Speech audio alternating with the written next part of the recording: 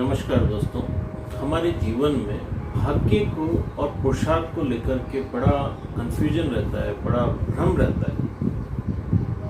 अक्सर आपने लोगों को कहते हुए सुना होगा कि इसकी तो किस्मत ही अच्छी नहीं है, कितनी भी मेहनत करे कुछ मिलना जाना नहीं है इसको। और ऐसा भी समय आता है जब आदमी बिना कुछ किए बहुत कुछ प्राप्त कर लेता है, तो हम बोलते हैं कि इसका भाग्य बड़ा अच्छा है, इसको कुछ करना ही नहीं पड़ा, इसको सब कुछ मिल गया। तो यहाँ पर प्रश्न ये उठता है कि क्या भाग्य के भरोसे सब कुछ छोड़ दिया जाए? क्या हम हाथ पे हाथ रख के बैठ जाएं? क्योंकि जब हम भाग्य को देख कर के लोगों के और एनालिसिस करते हैं तो हमें लगता है कि आदमी कितनी भी मेहनत करे, जब भाग्य में होता है तभी मिलता है। तो क्या मेहनत करना व्यर्थ है? या फिर यूं कहिए कि कई बार हम देखते हैं आदमी लगा रहता है, बहुत मेहनत करता है और वो वांछित फल तक पहुंच जाता है। तो क्या भाग्य निरर्थक है? भाग्य के ऊपर भाग्य की जो इम्पोर्टेंस है वो कुछ भी नहीं है। तो इन कंफ्यूजन को दूर करने के लिए, इस भ्रम को दूर करने के लिए बहुत ही सुंदर, बहुत ही मैच्योर्ड एक उदाहरण है जिससे हम भाग्य और पुरुषार्थ के जो कोलैबोरेशन है, इन दोनों के बीच में जो संबंध है उसको बहुत अच्छे से समझ सकते हैं। और फिर हमारे मन में कभी ये भ्रम पैदा नहीं होगा कि भाग्य की माने या पुरुषार्थ की माने। तो इस तथ्य को समझने के लिए ये एक उदाहरण है जिसको आप अपने जहन में रखिए और फिर जीवन के अंदर आप भाग्य और पुरुषार्थ के बीच में प्रॉपर संबंध बना पाएंगे और अपने जीवन को इस सिद्धांत के साथ बहुत अच्छे से जी पाएंगे। जहाँ पर आपको पुरुषार्थ की आवश्यकता होगी आप वहाँ पुरुषार्थ करेंगे, और जहाँ आपको भाग्य के ऊपर चीज़ों को छोड़ना होगा वहाँ आप भाग्य को काउंट कर सकेंगे। देखिए, इसको समझने के लिए जैसा कि आप एयरपोर्ट पे जाते हैं, मॉल्स के अंदर जाते हैं, तो एक एस्केलेटर होता है, स्वचालित सीढ़ियाँ होती हैं। आप इस तरह से मानिए कि जो हमारा भाग्य है वो एक स्वचालित सीढ़ी है, वो अपने आप चढ़ रहा है। अब अगर हमारे भाग्य के अंदर हमारे पुराने जन्मों के कर्मों में या हमारे प्रीवियस एक्शंस का जो फल है वो भाग्य बनकर हमारे सामने आता है। अगर हमारे कर्म अच्छे हैं पुराने जन्मों के, या हमारे पुराने कर्म अच्छे हैं, तो उनका जो फल मिल रहा है वो पॉजिटिव होगा, तो हमारी जो एस्केलेटर है वो ऊपर की तरफ चढ़ रही है।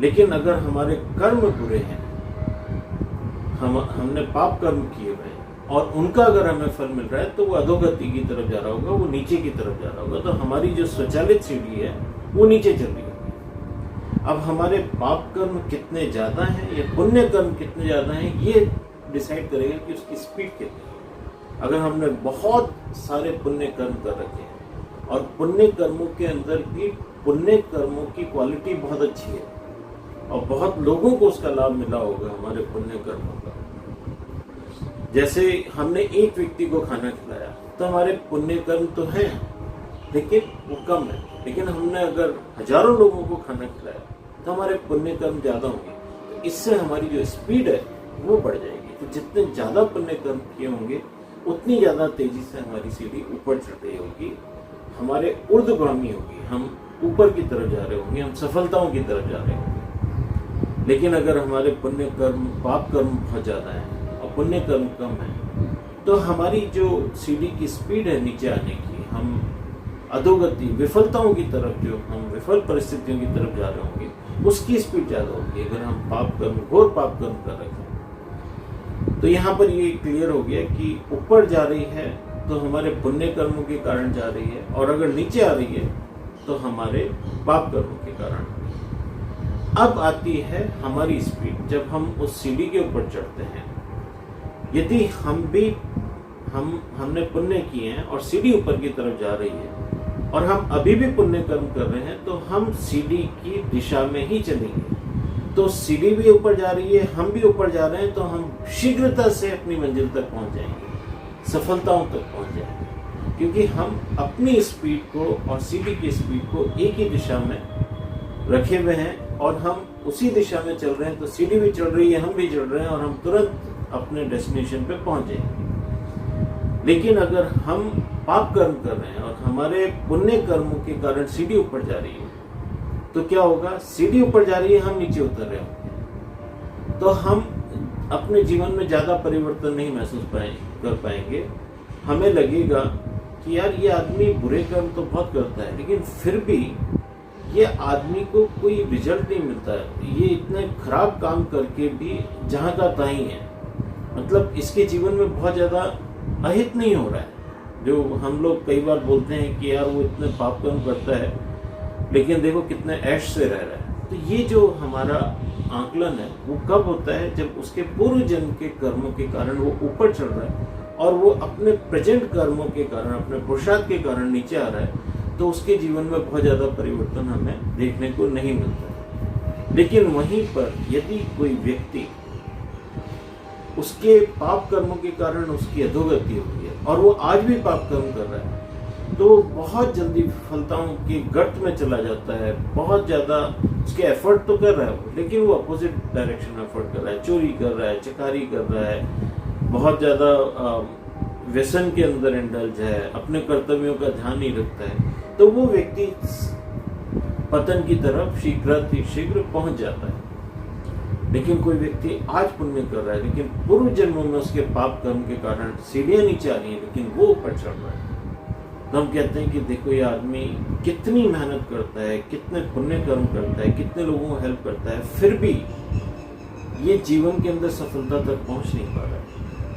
तो अगर आपको जीवन में सफलता तक पहुंचना है तो अपने भाग्य से चल रही सीढ़ियों पे आपको तेजी से चढ़ना पड़ेगा, पुरुषार्थ को, अपनी एफिशिएंसी को, अपने एफर्ट्स को बढ़ाना पड़ेगा। इस प्रकार से आप अपने जीवन के अंदर अपने भाग्य के साथ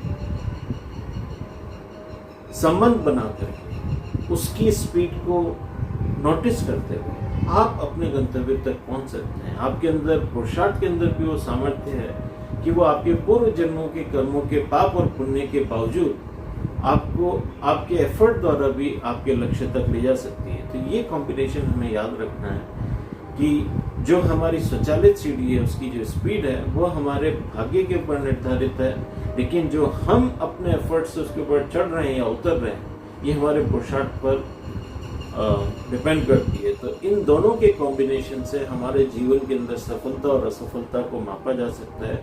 तो नेक्स्ट टाइम जब भी आपके सामने किसी के पुरुषार्थ और भाग्य की चर्चा हो तो आप इस उदाहरण के द्वारा अच्छी तरह से भली भांति समझ सकते हैं कि किसी के जीवन के अंदर बहुत पुण्य कर्म करने के बाद भी उसको असफलताओं का सामना करना पड़ सकता है उसकी किस्मत के कारण, और बहुत लोग ऐसे होते हैं जो कम समय में ही सफलताओं की सीढ़ी पर पहुंच जाते हैं क्योंकि उनके पुण्य कर्म और उनके आज के एफर्ट दोनों एक ही दिशा में काम कर रहे हैं।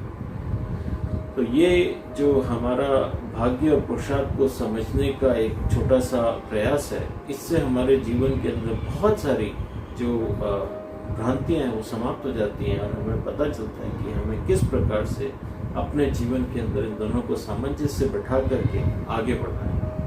हरि ओम।